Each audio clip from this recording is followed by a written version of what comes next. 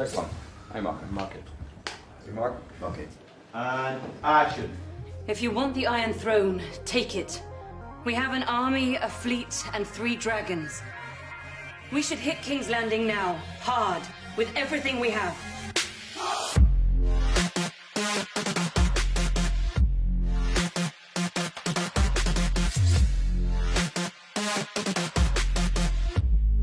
The scene where we first reveal the new alliance of Yara and Ilaria and Elena Tyrell with Dany is vitally important in terms of the plot beats that it sets up, which echo through the season. Everybody seems to have a map room. It's impossible to conceive of what the people in the show are conceiving of unless you have some kind of visual reminder of where this war is taking place and who is coming from where and going to where. The importance for me was to show what their collective purpose was, which of course Peter's character Tyrion explains for us. Okay, here we go. Let's roll, please. Mark it, please. And action. Lady Greyjoy will escort you home to Sunspear. And her Iron Fleet... Well, shit. Good morning, guys. Oh, nice. No, it wasn't. It was. Well, you're not seeing what I'm seeing. It's lovely. So here we are in the Dragonstone map room. It's slightly changed from the original. The big change is that we designed a new dragon. So we've taken the old dragon out and we're now sculpting a new design of a dragon in. What you got? Well, we got the map table. The first time we obviously see this and see the furniture, we're going to have it all sort of caked in dust and sort of lived in, and the map markers, all the old map markers, are going to be tossed around the floor. So obviously the second time we do it, when we see it next, we'll sort of clean it up, and that's when we'll have the new map markers in there, basically. We will not attack King's Landing. So how do you mean to take the Iron Throne? By asking for it nicely? With the exception of Tyrion, all the allies that matter in this scene are all women. I don't think there are that many situations in film or television where you see 4 women sitting around a table discussing power and strategy and war. Will you take a bit of advice from an old woman? I've known a great many clever men. I've outlived them all. Do you know why? I ignored them. You're a dragon. Be a dragon. Dame Diana telling me to be a dragon, I was like, banked. I'm gonna wake up some mornings and just tell myself that. It's been so rare. We've all sort of been in like separate TV shows on these different locations story-wise, and we're lucky if we even meet each other actor-wise, so it's so much fun to be in the same room and act with them again. Okay, settle now, please, guys. Here we go. Let's roll, please. Sound speed. Sound speed. 13 Lima, take 1. Hey, C marker only.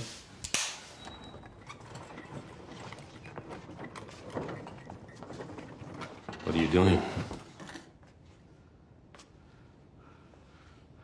You're not dying today, Sir Jorah.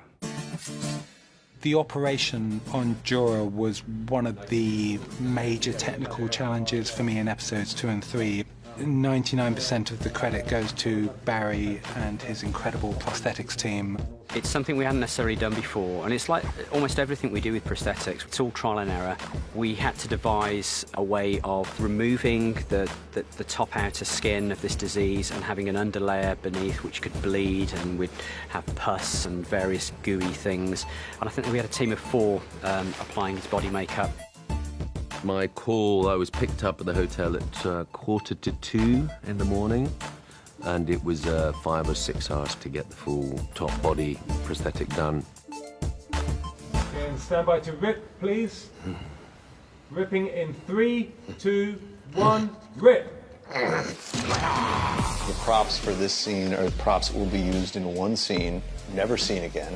You could have gotten away with a throwaway version of those props, and I bet 9 out of 10 people wouldn't have noticed because their eye is somewhere else. Deb doesn't approach her job thinking, well, nobody's gonna be looking over here. She gives equal focus to everything. What people hold in their hands is really important because that tends to be what the camera will actually see in close-up. So something like Sam's medical instruments, you know, it's that cross between sort of medieval But at the same time, you know, we're in the Citadel, and what does that mean? And what sort of instruments would Sam use to operate on Jorah? Please try not to scream.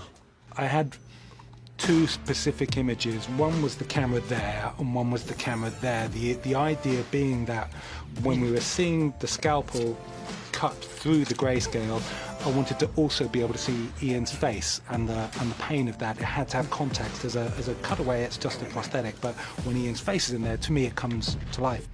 Even though everybody on the set knows that it is a prosthetic, there's an instinctive human reaction when you see blood and when you see flesh coming away from body and sinew underneath. You just have that instinctive reaction that you can't really control, seeing something that I shouldn't be seeing. You do have those nice moments when you're as an actor where you sort of, which you're not supposed to do, there's supposed to be a hush in a studio, but certain moments people go, oh no, that's disgusting. How's that, Mark? That's really good. It's funny if you want to. The location team in Seville had found this extraordinary old armory, which had incredible scope to it. The challenge was to bring Anton and Lena through the set in such a way that could maximize that depth. And of course, the incredible scope of a number of skulls that they supplied for us. We had made all of these extraordinary dragon skulls here for months and months. There must have been 50 dragon skulls down there of all different sizes and different states of disrepair. It's like Robert's hidden trophy room. Of course, we had the giant skull that was in the back there. That had a digital 3D sculpture done in the art department. Then we took on the task of translating that into a pretty large polystyrene carving. Balerion the Dread's skull would be the hero prop, and it's the largest dragon that's ever existed. And this is the dragon that spearheaded the conquest of this whole country, and that put all 7 kingdoms under Targaryen reign. So if you can drive a giant tree trunk bolt through the skull of this thing, that means that maybe you stand a chance against the Dragon Queen. If you can't, you don't. There does appear to be a plan in hand. Have you ever been down here, Your Grace? No, I can't say I have. If they can be wounded, they can be killed. The weapon itself is something that Tommy Dunn and his team made, and it's real. I mean, it weighs thousands of pounds. It's functional. I mean, if you really increase the tension on it, you could put one of those bolts through a cement wall. We didn't do that because that would not be safe. If you kindly pull that lever. He shows Cersei a working model. So he's basically saying to her, we can do this.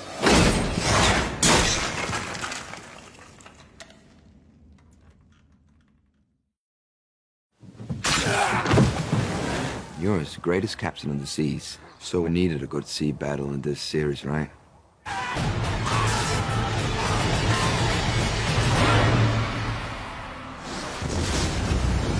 Yara and Theon did underestimate Euron's prowess and power.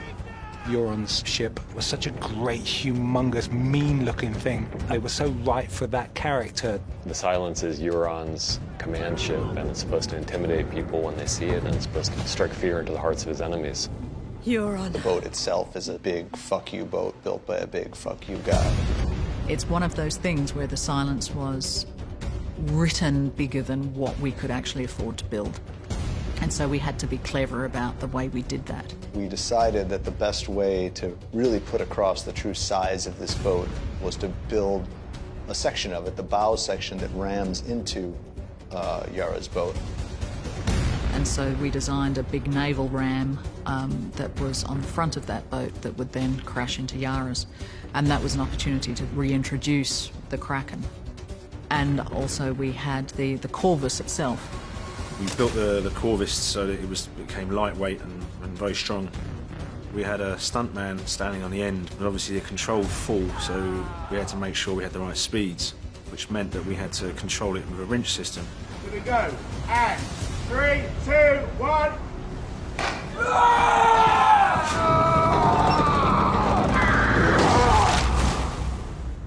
One of the major challenges in the boat sequence was how to, sell the idea that this was happening at sea, that they were floating on water, and yet we're in a car park in Northern Ireland. Sam's first ever was, well, we'll just blast a load of water against the sides and it will splash up. By having this splash up, there was immediate visceral connection with the ocean. We had green screens 60 feet high, all the way around the ship. So, there isn't really a direction that the camera can face that we don't have to do something. We're big believers that real photographed elements are what helps sell the reality of our scenes. Part of the look of it all, having a lot of embers burning through the shot as if all the boats are on fire. So we created ember guns. We had some larger rigs as well. We had a couple of moments where the whole sort of section of the mast would come collapsing down. Part of the battle is Ewan's crews fire the burning projectiles at Yara's crew. Our effect there is really a lighting effect, which was basically a flare. Sometimes we had flares fired freehand, and sometimes we had flares fired down wires. Okay, here we go. 3, 2, 1, action! I have an axe, right? Of course he has an axe. He doesn't fight with a sword. He has an axe. So the first hit I have, blood just came like, and I was like, yeah, this is awesome. All right, next one. The Iron Islanders have a particular breed or species of violence, which is bludgeoning, basically. I wanted it to feel like of a riot when there's a flash of, violence and it just kicks off and nothing should look choreographed. We had 40 stunt guys on there, 6 cast members and the crew. It will be axe, whip, yank, punch. Namira, played by Jessica, with the whip, that's quite a challenge to have a busy environment with an 8-foot whip. So we do lots of inserts with a real whip, and then we use a CG extension.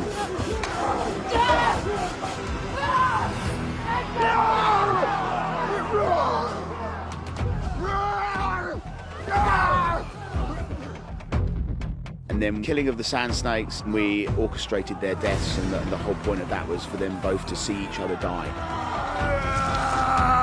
One of the things I think we, the production, learned was to make it personal, to stay with individuals within the chaos of the battle. Initially, it was all about Gemma's character, Yara.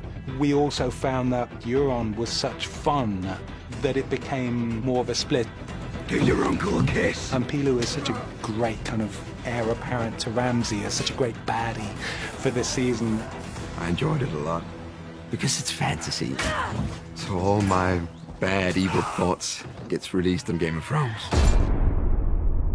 The key moment in the sequence is Yara coming up onto the poop deck area, and really that moment of looking out over the stern of her ship and seeing the enormity of the attack, and knowing that all is lost, and that the only thing to do is to fight to the last, like a good Iron Islander. 3, 2, 1, action, you go. And then he's going to go on action, then we'll readjust. Ready, and 3, 2, 1, action!